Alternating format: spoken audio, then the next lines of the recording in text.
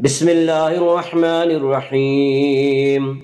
فإن لم تفعلوا ولن تفعلوا فاتقوا النار التي وقودها الناس والحجارة أعدت للكافرين. وبشر الذين آمنوا وعملوا الصالحات أن لهم جنات تجري من تحتها الأنهار كلما رزقوا منها من ثمرة رزقا قالوا هذا الذي رزقنا من قبل وأتوا به متشابها ولهم فيها أزواج مطهرة وهم فيها خالدون. إن الله لا يستحي أن يضرب مثلا ما بعوضة فما فوقها فأما الذين آمنوا فيعلمون أنه الحق من ربهم وأما الذين كفروا فيقولون ماذا أراد الله بهذا مثلا يضل به كثيرا ويهدي به كثيرا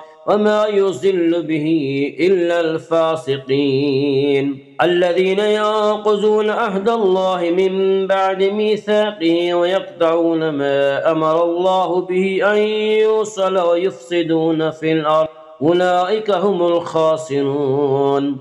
كيف تكفرون بالله وكنتم أمواتا فأحياكم ثم يميتكم ثم يحييكم ثم إليه ترجعون.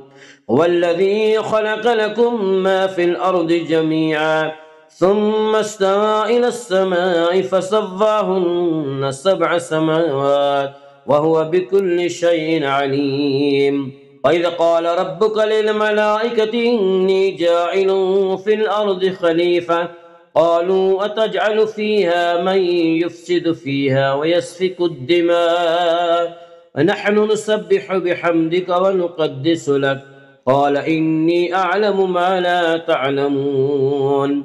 وعلم آدم الأسماء كلها ثم عرضهم على الملائكة فقال أنبئوني بأسماء هؤلاء إن كنتم صادقين. قالوا سبحانك لا علم لنا إلا ما علمتنا إنك أنت العليم الحكيم.